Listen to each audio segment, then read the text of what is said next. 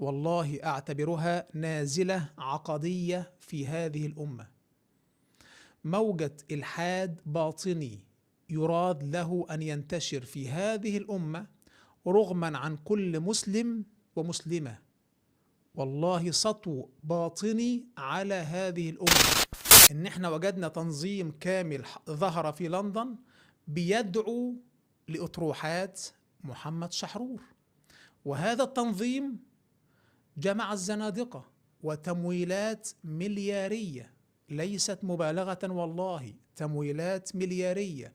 باسم الجمل مدير منصة مجتمع اللي هي مجتمع الزنادقة في لندن، نسأل الله أن يعجل بهلاك المجرمين. لما هذا الكائن يقول لك إن الزنا هو عنده هوى ماركسي فظيع مسيطر على ذهنه، قال لك إن الزنا من الزن، والزن يعني فعل الفاحشة في ميدان علني. ده حرام يا راجل، ده القطط ما تعملهاش، القطة ما تعملهاش. فالزنا من الزن، والزن عند العرب هو الصوت العالي، فلو الفاحشة في ميدان علني دي غلط فعلا، لكن المساكنة لا، براحتك. السلام عليكم ورحمة الله وبركاته. الحمد لله والصلاة والسلام على رسول الله.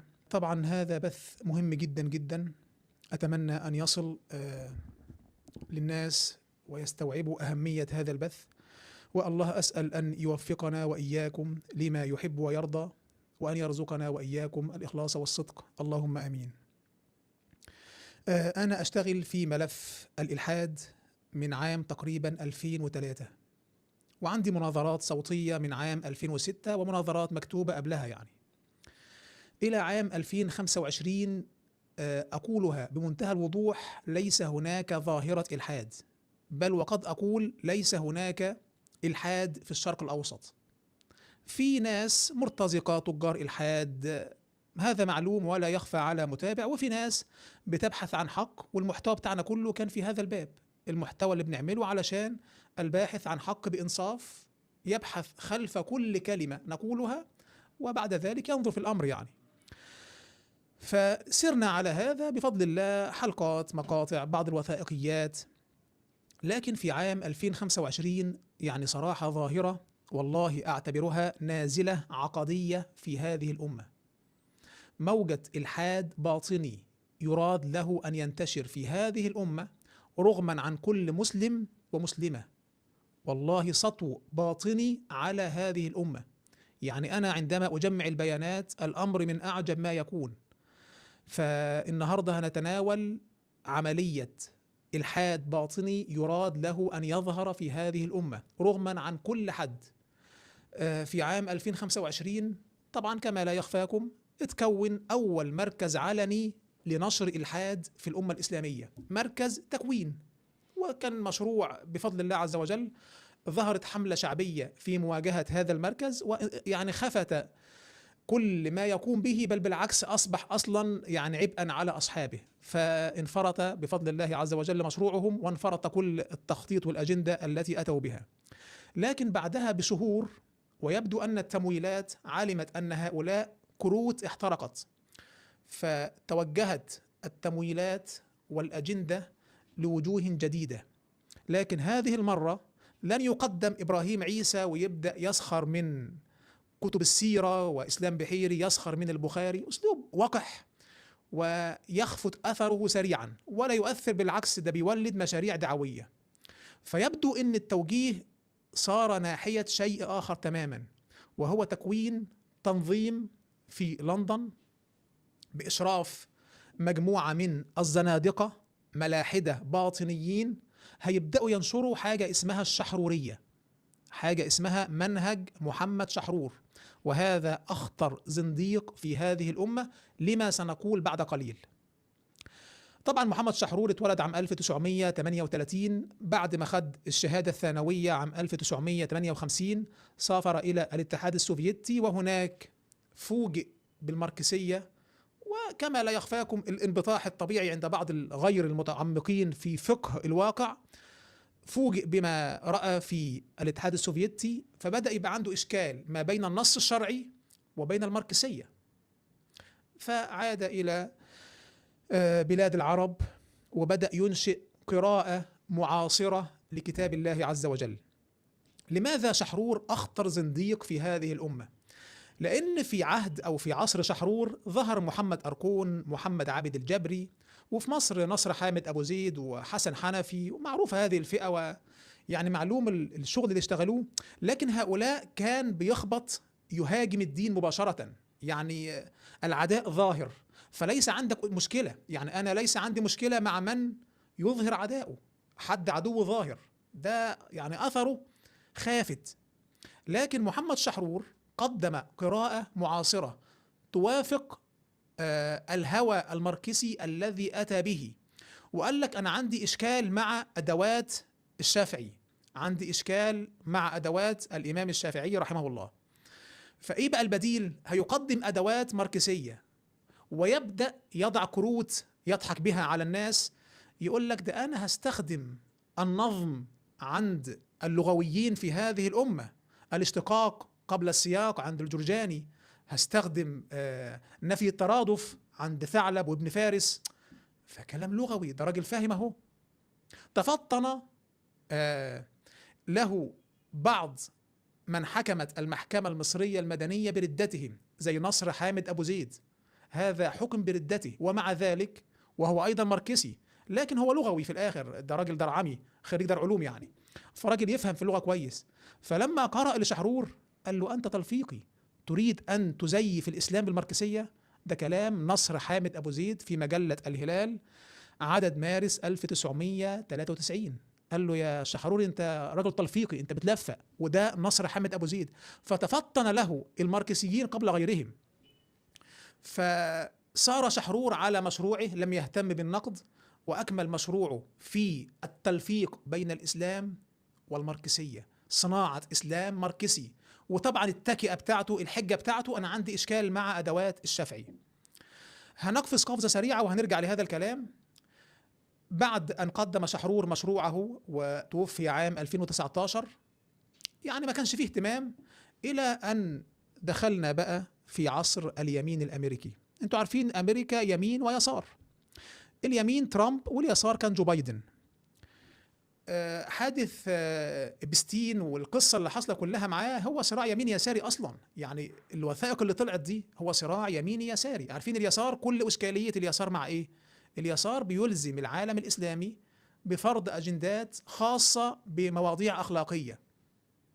أنت ليه عندك مشكلة مع المثلية؟ أنت ليه عندك مشكلة مع كذا؟ كلها قضايا خاصة بمواضيع أخلاقية.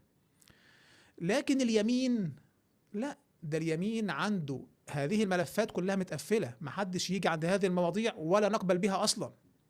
فتبادر للذهن العربي إن اليميني أقرب من اليساري، اليساري ده وحش، ده بيبيح الفواحش، ده بيجبر العالم الإسلامي بالسداو وغيرها على وثائق خاصة بإلزام العالم الإسلامي بالسماح بهذه الفواحش.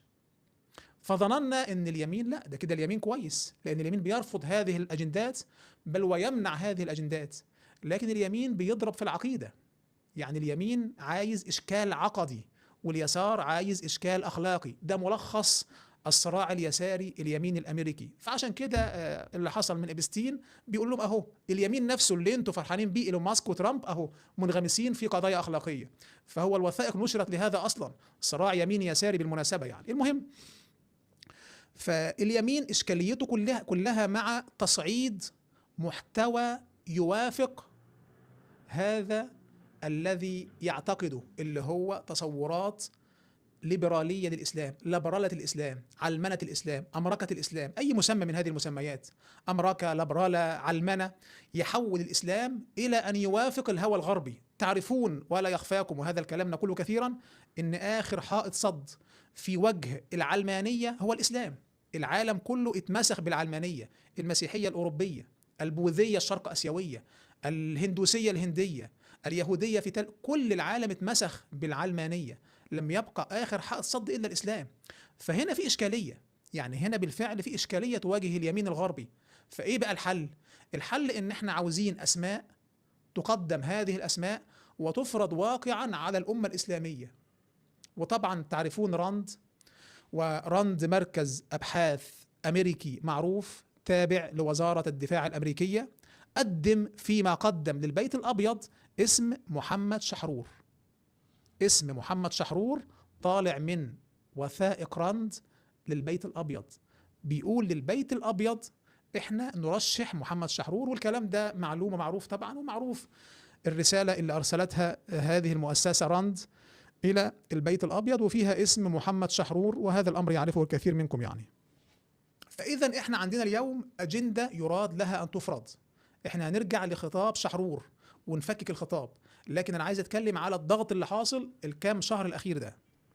فاللي حصل إن احنا وجدنا تنظيم كامل ظهر في لندن بيدعو لأطروحات محمد شحرور، وهذا التنظيم جمع الزنادقة وتمويلات مليارية، ليست مبالغة والله، تمويلات مليارية.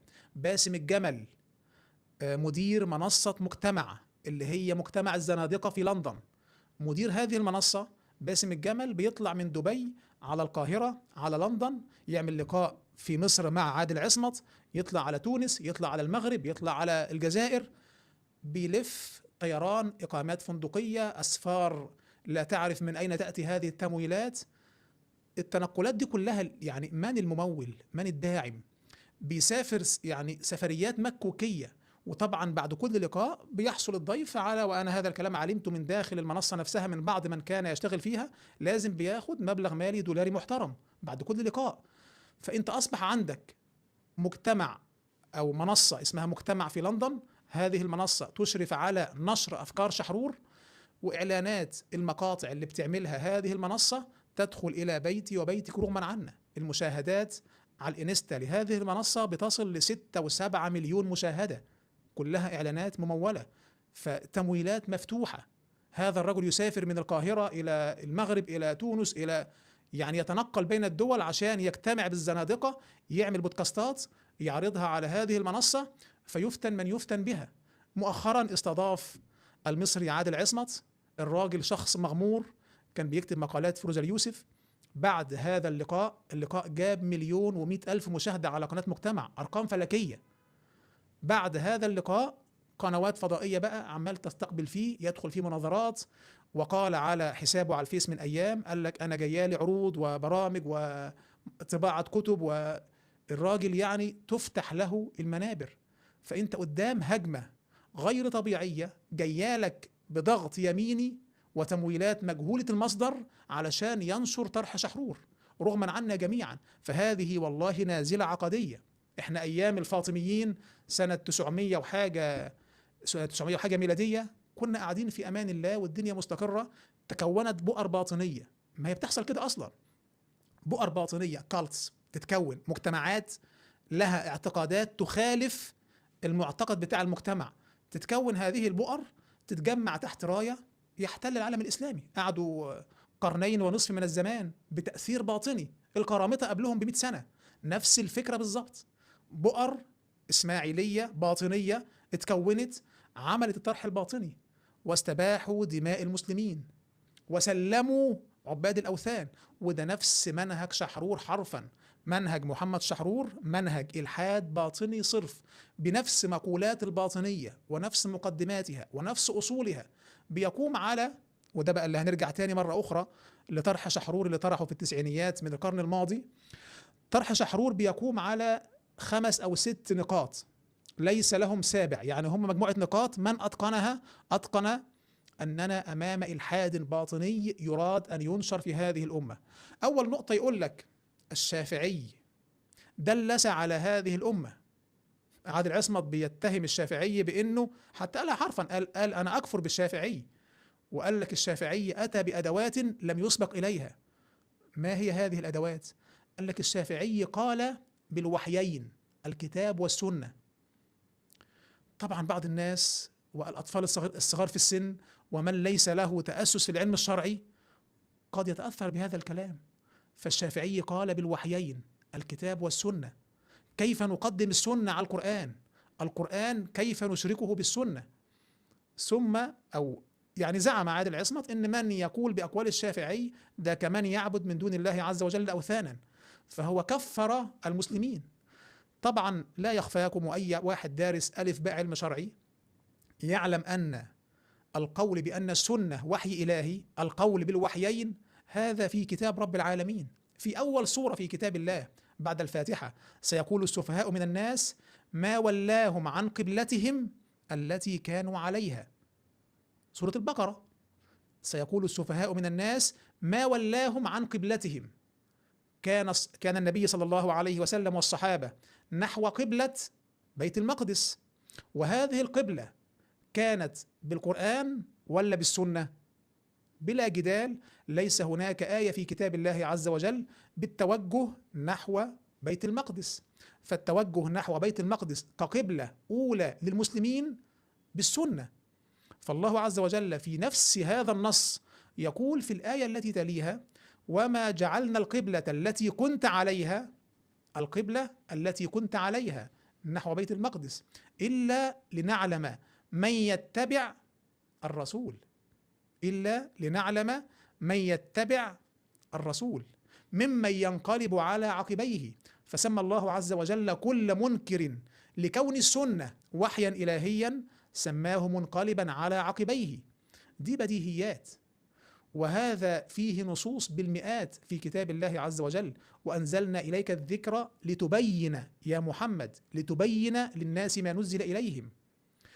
ما قطعتم من لينة أو تركتموها قائمة على أصولها. في غزوة بني النضير الصحابة قطعوا النخيل، فالله عز وجل أوحى لنبيه: ما قطعتم من لينة أو تركتموها قائمة على أصولها فبإذن الله. فأمر النبي صلى الله عليه وسلم بقطع النخيل في هذه الغزوة كان بإذن الله، إذن سنته وحي إلهي. يعني النصوص في هذا لا حصر لها، نصوص لا تنتهي. سورة التحريم، سورة التحريم: وإذ أسر النبي إلى بعض أزواجه حديثا فلما نبأت به وأظهره الله عليه. في آخر الآية قالت: من أنبأك هذا؟ قال: نبأني العليم الخبير. إذن في وحي بجانب القرآن، نبأني، أظهره الله عليه. نصوص كثيرة تقطع بأن هناك وحي إلهي بجانب القرآن، بل أنت لن تفهم مجملات القرآن إلا بالسنة. يعني إيه أقيموا الصلاة؟ يعني إيه آتوا الزكاة؟ ما حد الزكاة وما نصابها؟ ما حد إقامة الصلاة؟ المواقيت والأوقات والأذكار اللي تقال، وكم ركعة وكم صلاة في اليوم، كل هذا لا يعلم إلا بالسنة. فهذه قطعيات، بل أنت في القرآن تقرأ مجملات، آيات الظهار، آيات اللعان، لن تفهم تفصيلها ولا معناها إلا لأنك استقر في ذهنك أسباب النزول والأحداث الخاصة بهذه الأحداث، فأنت متعلق بفهم السنة حتى تفهم هذه الآيات. فده أمر يعني لا جدال فيه. فأول ما استهدف محمد شحرور إسقاط وحي إلهي كامل، وحي السنة، وعلشان ياخد قنطرة، انتوا عارفين دايما في قنطرة، من القنطرة عنده؟ الشافعي. قال لك الشافعي أو من قال بالوحيين، يعني أجمعت الأمة، وهذا في كتاب رب العالمين وفي سنته صلى الله عليه وسلم، أن السنة وحي إلهي، عليكم بسنتي، أمر منتهي ومحسوم. فلما يعني وضع شحرور منهجه، هو عاوز يوصل لإيه؟ عاوز يوصل لتحريف القرآن عشان يوافق الماركسية، فقدامه حائط صد اسمه السنة، لأن من عظم ومن هيبة السنة أن السنة تعصم عن أي فهم خاطئ لكتاب الله عز وجل. دي هيبة السنة، تعصم عن أي فهم خاطئ لكتاب الله. فهو عاوز يدخل في كتاب الله، فأول ما دخل قال لك نسقط الوحي الثاني، والشافعي أول من قال بالوحيين، وضحك هذا المجرم على الناس بهذا. اللعبة الثانية عند شحرور واللي بيشتغل بها عادل عصمت في مناظراته ويضحك بها على الناس، هذا الشحروري يقول لك احنا نعيد آلة أو أداة هجرها المسلمون، وهي أداة نفي الترادف، وقال بها ثعلب وابن فارس. كلام حلو. ما معنى نفي الترادف أيها الشحروري أيها الباطني؟ قال لك نفي الترادف، ما تقوليش إن النبي هو الرسول، ما تقوليش إن الكتاب هو القرآن، ما تقوليش إن الإيمان هو الإسلام. ماشي، أنا معاك وأسلم لك بإن ما من كلمتين إلا وبينهما اختلاف في المعنى، لكن الشحروري الباطني عاوز يكون الاختلاف في الذات وليس في المعنى. نركز والله جدا في هذا الكلام. لأن هذا الكلام هيفكك هذا الخطاب الإلحادي الإجرامي الذي يراد له أن ينتشر في هذه الأمة.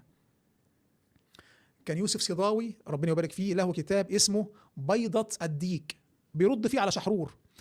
وعند العرب لما العرب يقولوا إن شيء مستحيل لكن ممكن يحصل مرة واحدة بس، بيسميه العرب مجازا بيضة الديك.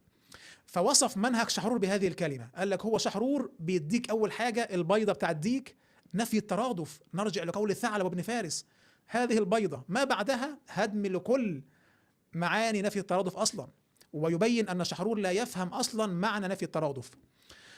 فشحرور ومن تلاه كعادل عصمت والشحاررة المعاصرين يقول لك إحنا لابد أن ننفي الترادف، فهناك فرق بين نبي ورسول. النبي هو الذي يخبر بالغيبيات، يتنبأ، وهذا كل كلامه تاريخ، يعني كل سنته سامحني ليس لها قيمة، ونتبع فقط الرسول.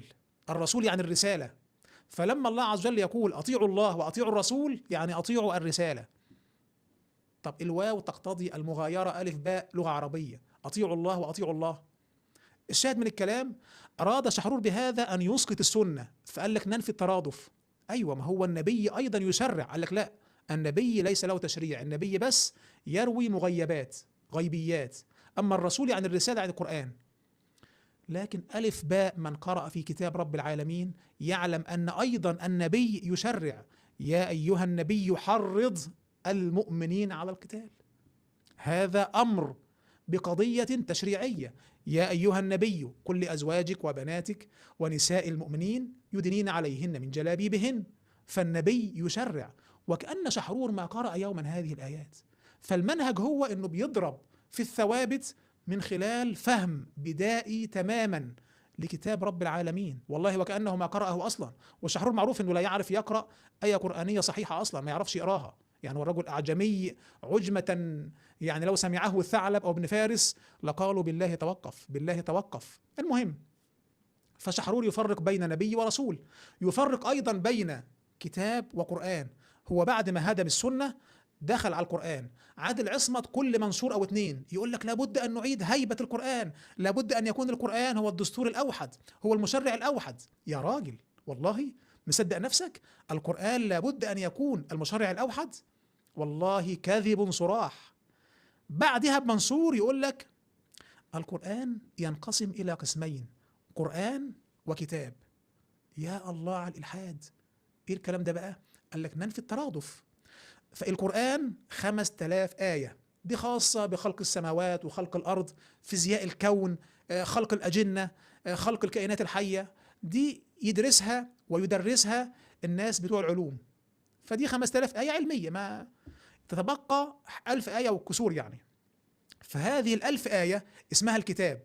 إذن هو هدم السنة وراح داخل على القرآن وجعله عضين، قسمه إلى قرآن وكتاب. القرآن 5000 آية، تعظيم سلام، دي بتاعت مدرس العلوم يشرحها براحته، و1000 آية متعلقة بالحلال والحرام والتشريعات، وهذه يا أستاذ اسمها هيستوريسيزم، أي التاريخانية، تاريخ مضى وانتهى. ألف باء أقسم بربي إلحاد باطني.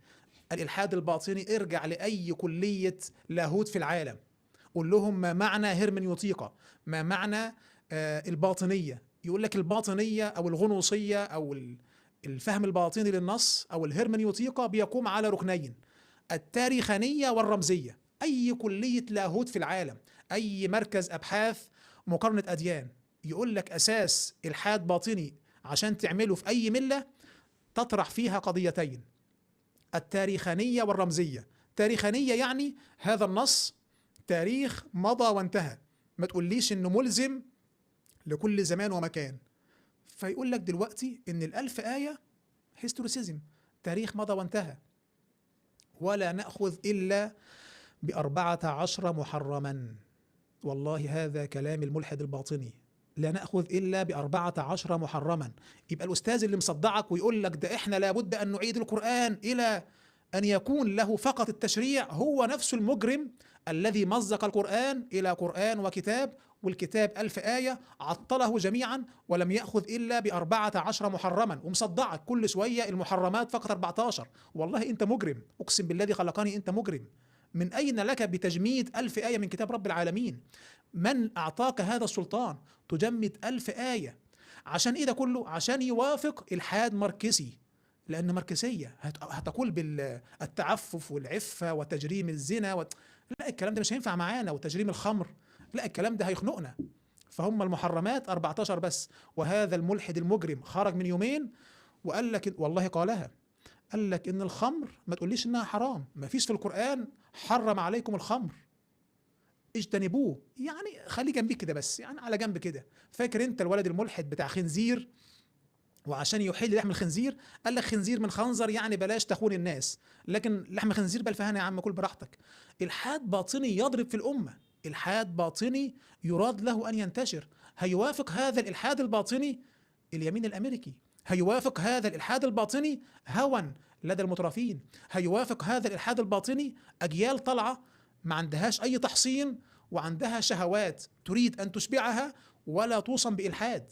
فأنت قدامك نازلة عقدية، والله لو لم ننتبه لها وتتكون مشاريع دعوية فعلية، والله أنت أمام طوفان قادم لا قبل لأحد به. ما تقوليش في دولة ولا أزهر ولا شيوخ ولا علماء ولا سلفيين ولا مش سلفيين يواجهوا هذا الكلام. لما أتى الطوفان الباطني الفاطمي ما حدش عارف يصده، لأن خلاص اترسخ في الأرض، أصبح ليه جماعات دينية تقوم عليه بؤر. والنهاردة في جماعات دينية تتشكل على يد هؤلاء، في بؤر باطنية بدأت تتشكل. أقسم بالله أنا مذهول، عملت منشور على حسابي على الفيس بكشف فيه هذا الملحد الباطني، التعليقات والله مخيفة، والله تعليقات مخيفة. اللي يقول لك طب ما أنت ليه دخلت السنة مع القرآن؟ القرآن مش هو القرآن كفاية؟ فين الكلام ده؟ يعني كيف تشكلت هذه المجموعات ايا كان بقى، هل هم فيل في الغرفة ولا هل هم فعلا تأثروا بهذا الرجل او بدأ يحصل تأثر؟ لكن يقينا مع الوقت هيظهر تأثر، لان الراجل بدأ يقدم، بدأ تفتح له منابر. فلازم مشاريع وعلى كل المستويات تكون زي ما في قناة مجتمع، تكون في قناة دعوية تكشف هذا الإلحاد الباطني. احنا لما ظهر التكوين ظهر قدامها كام منصة تكشف إفكاهم، تمكين وتحصين وما شاء الله في الجهود يعني. فتوقف أثر هؤلاء. قناة مجتمع ظهرت، أنا لا أرى أي يعني حملة شعبية تواكب هذا الإجرام، لأن دول دخلوا، أنا آسف في الكلمة المصري، بالدحلبة، بيتدحلب سنة بسنة، يغريك بمقولات ليس عنده إشكال معك كمسلم، بل يصمك لو أنت لم تسر على ضربه بأنك عندك إشكال مع القرآن. يعني تكوين عداء ظاهر للإسلام، لكن مجتمع لا، ده بيقول لك ارجع للقرآن يا أخي، سيبك من السنة والإجماع وكل الكلام ده، عليك بكتاب الله، ألا يكفيك ربع ساعة؟ بيقول لك على فكرة أنا آسف، القرآن مش كله، ده هو قسمين، قرآن وكتاب. الكتاب 1000 آية هناخد منها بس 14 محرم. طب بالله عليكم لو وصل هذا الخطاب لأبنائنا وهذا الخطاب لبناتنا، لما هذا الملحد نسأل الله أن يعجل بهلاك المجرمين، لما هذا الكائن يقول لك إن الزنا، هو عنده هوى ماركسي فظيع مسيطر على ذهنه، قال لك إن الزنا من الزن، والزن يعني فعل الفاحشة في ميدان علني، ده حرام يا راجل، ده القطط ما تعملهاش، القطة ما تعملهاش. فالزنا من الزن، والزن عند العرب هو الصوت العالي، فلو الفاحشة في ميدان علني دي غلط فعلا. لكن المساكنة لا، براحتك. تحليل حرام مجمع عليه هذا كفر بإجماع الأمة، لم يشذ في هذا مسلم أصلا.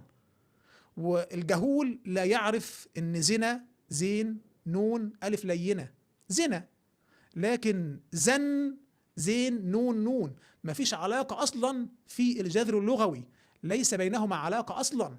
فهو جاب كلمة من الشرق وكلمة من الغرب، والمعنى عند العرب، لأن هنقول بعد شوية كلمة التانية بتاعته أو الحجة التانية بتاعته، المعنى عند العرب بل وعند جميع اللغات بالفهم الاصطلاحي لها.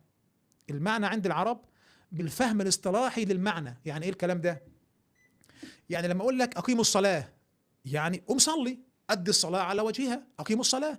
تقول لي لا، الصلاة لغة تعني دعاء. يا ابني كلمة لغة دي ده كلام اثري، نراجع بقى الكلمات بيه طرف لغوي، لكن ما يعرف به المعنى هو المطلوب. لما المدير يقول لك يا استاذ فلان عاوزك خلال شهر تخلص هذا البروجكت، شهر واحد تخلصه، تقول لي شهر من شهر أي أعلن، يبقى لما المشروع يعلن هخلصه ولو استمر الأمر قرونا. المدير هيقول لك انت يعني دماغك فيها حاجة، حرفيا انت مخك لف. فالمعنى عند العرب أو في كل لغة بالمعنى الاصطلاحي وليس بالمعنى اللغوي للكلمة. فالشاهد من كلامي إن هؤلاء بيحاولوا يعيدوا صناعة إسلام جديد لا علاقة له بما أجمعت عليه الأمة، عشان يوافق إيه؟ الهوى الماركسي. ما الهوى الماركسي ما فيهوش إن الزنا غلط ولا الخمر حرام ولا الربا غلط ولا أي فاحشة غلط، عيش الدنيا. فهو عمل إيه؟ أسقط السنة، دخل على القرآن، قسمه إلى قرآن وكتاب، لم يبق من الإسلام إلا 14 محرم. ويتبقى المعنى الثالث في نفي الترادف، قال لك هناك فرق بين إسلام وإيمان. ما شاء الله. هو عنده إشكال في إيه بقى؟ هو يريد أن يدخل، لأن راجل ماركسي بقى عاوز يدخل كل الناس الجنة، والله بما فيهم الملحد الربوبي. فالملحد الربوبي عند شحرور وعند عادل عصمت وعند شلة الإلحاد الباطني، كل إلحاد ربوبي وكل مسيحي ويهودي وبوذي وكونفوشيوسي الكل في الجنة. هذا الكلام أقوله حرفا وليس مبالغة. الكل في الجنة اللي احنا اتكلمنا عنه من أسبوعين بمعنى الخلاص العالمي، يونيفرساليزم. يونيفرساليزم، كل الناس هتخلص أيا كانت ملتها. طب إيه لازمة النبوات والكتب ودعوة الأنبياء وجهاد الأنبياء والدعوة للإسلام؟ لا لا لا، أهم حاجة تكون إنسان كويس بغض النظر عن ملتك. حتى لسه النهاردة كنت مع أخ فبيقول لي هل هذا قريب من ديانة إبراهيمية؟ بقول له يا سيدنا الديانة الإبراهيمية دي مذهب متشدد أصلا، دي لا تقول بالخلاص إلا في كل كتابي. أما هؤلاء فجعلوا الخلاص، جعلوا دخول الجنة في كل أحد. فهو قدم كلمة إيه؟ نفي الترادف، وبنى عليها إلحاد كامل. يقول لك إيه برضو؟ الآلة الثالثة أو الأداة الثالثة عند الماركسي شحرور، الزنديق محمد شحرور، الذي والله ندين لله عز وجل بالقول بزندقته. يقول إن إحنا لازم نرجع إلى مقولات الجرجاني في النظم والاشتقاق قبل السياق. الله، كلام جميل. اشتقاق قبل السياق، يعني لما تجيب لي آية قرآنية أو حتى جملة، خد منها الكلمة وشوف جذرها اللغوي إيه ورجعها تاني للجملة واقراها. هل قصد الجرجاني هذا؟ أنت أسقطت النظم باسم النظم. دي عملية سطو باطني على ثوابت الشريعة، والله سطو باطني. فلما يقول رب العالمين زين للناس حب الشهوات من النساء، فالنساء في الآية نطلعها كده، النساء ده كلام شحرور، مش أنا بضرب مثال، لا ده كلام شحرور حرفا في كتبه. يقول لك النساء من النسيء أي أشياء متأخرة، الموضة، فزين للناس حب الشهوات من الموضة. فغير الثوابت، يعني هدم النظم باسم النظم. يقول لك ده اسمه اشتقاق قبل السياق. يا راجل، هذا هو الاشتقاق الذي قال عنه الجرجاني. والله لو الجرجاني في هذا العصر لقال أنتم تريدون تحريف الدين باسمي، أنا بريء من هذا الإفك والإجرام. فمعلوم بيقين أن النصوص تفهم بمعناها الاصطلاحي بما يصل للذهن، لأن كتاب رب العالمين نزل بيانا للناس ليعبد الناس ربهم على بصيرة. ما نستناش 1200 سنة عشان يأتي زنديق ويشرح لي معاني الآيات عشان توافق الهوى الماركسي. فأنت قدام مشروع يضحك به على ابني وابنك، يضحك به علينا جميعا. وإيه النتيجة؟ والله أنا عندي قراءة معاصرة، أنا هحاول أقدم قراءة يعني علشان، وده كلام عادل عصمت، أواجه الإرهابيين. كل منشور أواجه الإرهابيين والإرهاب، أي تكئة أي قنطرة أي حجة علشان يقدم من تحتها إلحاد باطني، بواجه إرهاب. ما أنا أعمل إيه طيب؟ ما أنا مضطر. فاضطرار ده بيخليني أعيد أدوات ضد أدوات الشافعي. والله هذا أخطر إرهاب في هذه الأمة، لما تغير الثوابت وتسرق الآخرة بتاع الناس. هذا أخطر من 1000 إرهابي. يعني الإرهابي مجرم لأنه يسرق دنيا الناس، راجل بيستبيح دماء أبرياء، فده جرم لهذا لأنه أنهى حياة إنسان بريء. لكن أنت بتنهي الآخرة، أنت لسه آخرة، تسرق الآخرة بتاع الناس، فهذا أخطر والله من أي إرهاب. ثم أنت في نفس الوقت أنت نفسك تتهم من على منهج الشافعي بأنه مشرك، بأنه اتخذ من دون الله أوثانا أو أندادا، فأنت بتشرك الناس، يعني أنت منهجك أصلا تكفيري. فهذا المنهج الإجرامي الذي بدأ ينتشر اليوم تحت مسمى الشحرورية، هذه والله نازلة عقدية. محتاجين ناس أفاضل أصحاب بودكاستات عالمية يعمل لي بودكاست مع مختصين عن الإجماع، بودكاست مع مختصين عن هيبة السنة، بودكاست مع مختصين عن قيمة الشافعي ومالك وأحمد وأبو حنيفة وماذا قدموا وأصول وأدوات هؤلاء. يقول لك أصل الشافعي قدم أصول الفقه، يبني فيه كتب عن أصول الفقه عند الصحابة، فلا يفهم شيئا ولا يعقل شيئا. وشحرور يقول، هو يعني القصة كلها تكئة علشان يهدم الإسلام. شحرور يقول في أحد كتبه أن الشافعي اتفق مع أبي جعفر المنصور على تغيير الدين. قال الكلام ده، وعادل عصمت نقل عنه هذه الكلمة. فأنا لما قرأتها ذهلت، فعملت مقطع كده قصير على إحدى القنوات وقلت يعني هذه فضيحة تاريخية، لأن أبو جعفر المنصور توفي والشافعي كان عنده 8 سنوات. والله بسرعة عادل عصمت راح عدل المنشور بتاعه، والمنشور ده بتاريخ 17 يناير أو قبلها بيومين بعدها بيومين، راح بسرعة بدله وحذف منه هذا السطر، لكن في نفس سجل التعديلات موجودة هذه الفضيحة. فأنتوا ما تعرفوش ألف باء تاريخ، ألف باء الشافعي، ألف باء أدوات الشافعي. أدوات الشافعي هي نفس الأدوات التي عند أبي حنيفة وعند مالك وعند الصحابة، وقدمها النبي صلى الله عليه وسلم. وفي كتاب رب العالمين قال الله عز وجل في كتابه العزيز محذرا ممن يتبع غير سبيل المؤمنين ويتبع غير سبيل المؤمنين نوله ما تولى ونصله جهنم وساءت مصيرا. من ترك إجماع الأمة وأنكر الإجماع توعده الله عز وجل بنار جهنم، لأن أي خروج على الإجماع هو خروج على الثوابت، لأن الأمة تجمع على الثوابت. فأنت بتصنع تصورا أن الإجماع ده شرك والسنة شرك، وأنت تفسيرك لكتاب الله مش شرك، تفسيرك هذا الإلحادي لكتاب رب العالمين مش شرك. لكن القول بما أمر به الله في كتابه من اتباع سنته صلى الله عليه وسلم والعمل بالوحي الإلهي قرآنا وسنة، ده عندك شرك. فبيصنعوا إلحاد عجيب في الأمة. يقول لك اشتقاق قبل السياق، يقول لك أيضا وهذا من أدوات الشافعي، لازم يستخدم هذه المصطلحات.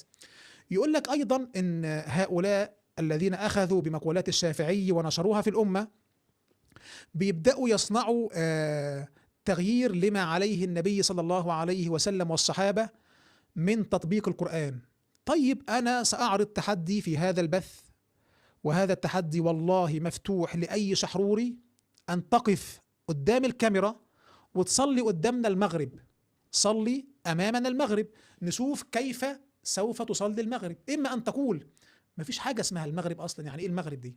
هل المغرب دي صلاة 3 ركعات 4 5؟ كيف تؤديها؟ فلو أنت صليتها كما يصليها كل مسلم لأصبحت تقول بالوحيين، لأنه ليس في كتاب الله صلاة اسمها المغرب أو إنها 3 ركعات أو بنقول في الركعة الفاتحة وسورة قصيرة أو غير ذلك. ما فيش الكلام ده في كتاب رب العالمين. فإما أنك تصلي كما يصلي كل مسلم، وبالتالي إلزاما قلت بالوحيين وقلت بما يقول به الشافعي وهو قول كل مسلم طبعا، وإما أنك تكفر بالصلاة، وبهذا نكون قد كفينا. لأن أي مسلم عنده كتاب دين ولا ابتدائي يعرف أن اللي بينكر الصلوات وأنها مش من الإسلام ده مش مسلم أصلا، هذا ليس بمسلم أصلا. فأنا بتحدى أي شحروري، بتحدى قناة مجتمع الزنادقة أنهم يحلوا هذا الإشكال. كيف تصلي صلاة المغرب؟ أتحدى حد منهم يقف يصلي، ولو صلى كما نصلي على أي أساس صليت صلاتنا؟ إذا أنت تقول بالوحيين، فنقضت مذهبك. طبعا شحرور أبسط مما تتخيل، رجل سطحي حتى النخاع، لا يفقه ولا يعقل أصول ألف باء إسلام. لكن الإشكال إن في توجيه لفرض المنهج الشحروري على هذه الأمة، فتباح الفواحش، يباح الزنا، يباح شرب الخمر، تتحول الصلاة إلى طقوس كما يسميها هذا المجرم. يقول لك الصلاة دي طقوس، وكلمة طقس أصلا دي كلمة مش إسلامية أصلا، يعني كأنها كده حاجة بس كما قال أبو عواد، هي بس حاجة كده الاستعانة وليست عبادة. استعينوا بالصلاة بالصبر والصلاة وإياك نعبد وإياك نستعين. هو غلط وقال لك هذه الآية، قال لك إياك نعبد وإياك نستعين، طب ما عبادة أهي. فالشاهد من الكلام إن هم بيحاولوا يسقطوا أي خصوصية إسلامية. بيحاول يسقط أي خصوصية إسلامية، يتحول الإسلام إلى كلأ مباح، ليس هناك إسلام. فلو انتشر منهج محمد شحرور خلاص انتهى الإسلام، والله انتهى الإسلام. فإذا لم تكن هذه نازلة عقدية فما هي النازلة؟ إذا كنا النهاردة شايفين مقاطع تصل المشاهدة فيها ل6 و7 مليون مشاهدة تقدم هذا المحتوى من إسقاط السنة، جعل القرآن عضين، إسقاط 1000 آية من كتاب رب العالمين، عدم القول إلا ب14 محرم، إباحة كل فاحشة، إباحة الزنا، إباحة شرب الخمر، تحويل الصلاة والصيام والعبادات إلى طقوس للاستعانة وليست عبادة، تحويل كل كافر إلى كونه مسلم. وأيضا القول بالتاريخانية والرمزية. إذا لم يكن هذا إلحاد، والله إلحادات، إذا لم تكن هذه إلحادات باطنية كاملة فما هو الإلحاد الباطني؟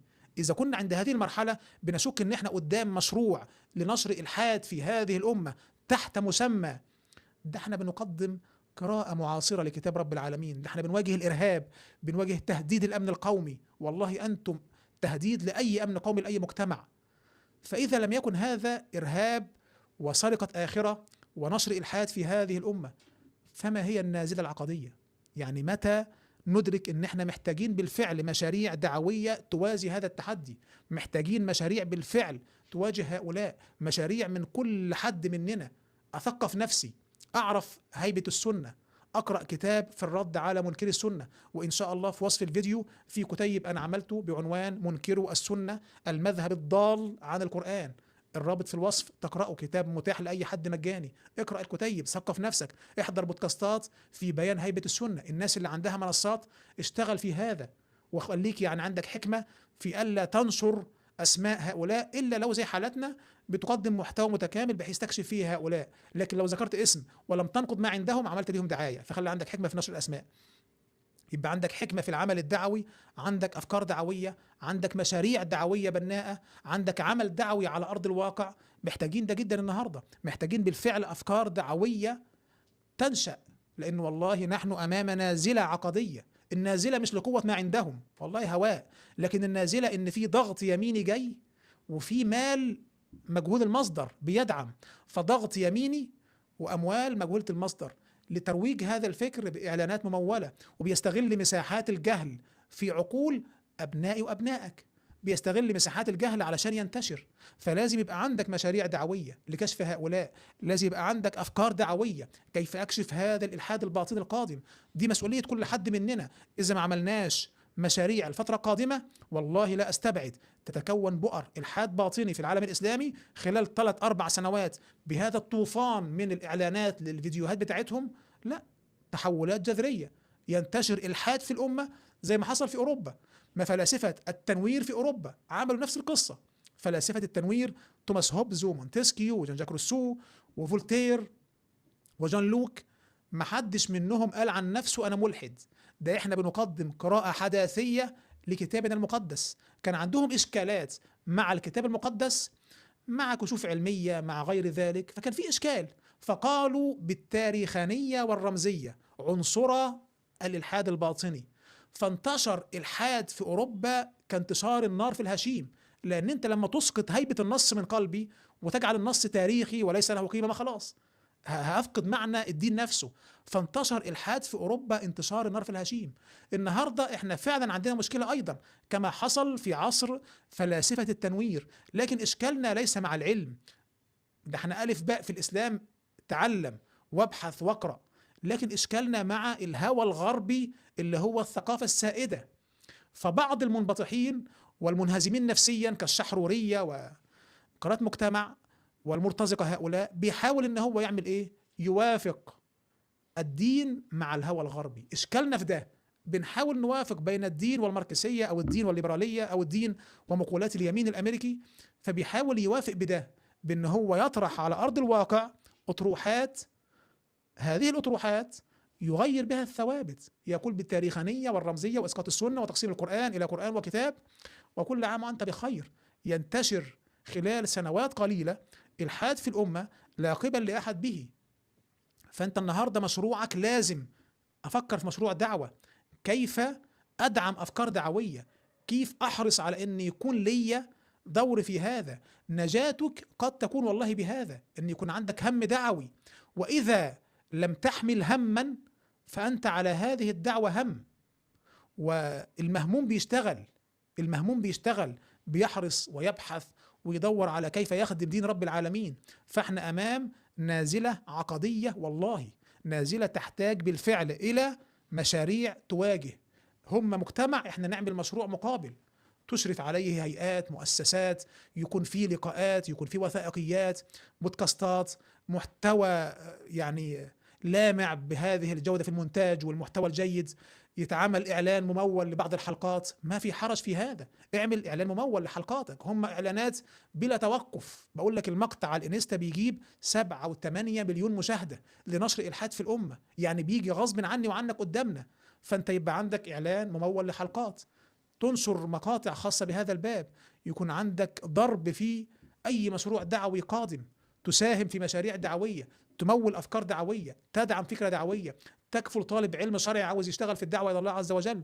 فدي نازلة عقدية والله، نازلة عقدية تقوم على نشر إلحاد باطني في الأمة وسطو على ثوابت الشريعة بما لا قبل لأحد به. هنواجه لا قدر الله خلال سنة سنتين بتغيير كل الثوابت، يغير لك كل الثوابت، وفي الآخر يقول لك أصل أنا ضد الإرهاب، أصل أنا خايف على الأمن القومي. ألف باء أمن قومي في أي أمة في العالم بيقوم على ركنين: وحدة الفكرة ووحدة القيمة. علشان أمة تكون مستقرة لازم يكون المجتمع اللي هي فيه هذه الأمة متفق على الفكرة والقيمة. يعني إيه الفكرة؟ يعني أنا كمسلم أتعايش مع المسيحي، ليس هناك أي حرج لا في ديني ولا في دينه بالتعايش، ديني يقتضي هذا، ان يكون في قيم تعايش عاديه خالص. فدي اسمها وحده الفكره. نختلف في المعتقد لكن في عندنا وحده فكره، دي اسمها وحده الفكره. لكن الباطن الشحروري لا، ده بيهدم وحده الفكره، ده عاوزني اتعايش مع من ينكر الف باء قيم انسانيه. يعني قال جون لوك يوما: لا يمكن التعايش مع من ينكر وجود الله، لأن إنكار وجود الله ولو كان بالفكر فقط فإنه يفكك كل الأشياء. لما أتعايش مع شخص عنده إشكالات في الثوابت، ده لا تأمن جانبه، لا تأمنه في أي قضية، بالعكس هيكون خطر على ثوابتك أنت. أيضا القيمة نفسها كوحدة قيمة، هو يقبل بالفواحش، لكن المجتمع الذي يرى أن الفواحش جريمة، لما تكون لي جماعات دينية ترى أن الفواحش طبيعية، فأنت تعمل لي صراع وهدم لوحدة الأمن القومي. فهؤلاء خطر على أمن قومي، هؤلاء خطر على آخرة الناس، هؤلاء خطر على ألف باء عقل والله، بيجرف العقل من أي ثوابت، بيخليك تعيش حياة بهيمية. أنت هنا بس علشان الشهوات والدنيا والمسلم زي الكونفوشيوسي زي الربوبي، فأنت هدمت كل الثوابت. ما سمع يعني أنت لما تيجي الملحد تقول له على فكرة أيها الربوبي أنت في الجنة عندنا، يا ابني أنا ليس عندي إيمان بجنتك أصلا، يقول له لا أنا معايا صك غفران ليك إنك في الجنة، يقول لك أنت أهبل. فأنت بتنسف حتى العقل نفسه، العقل نفسه بينسف.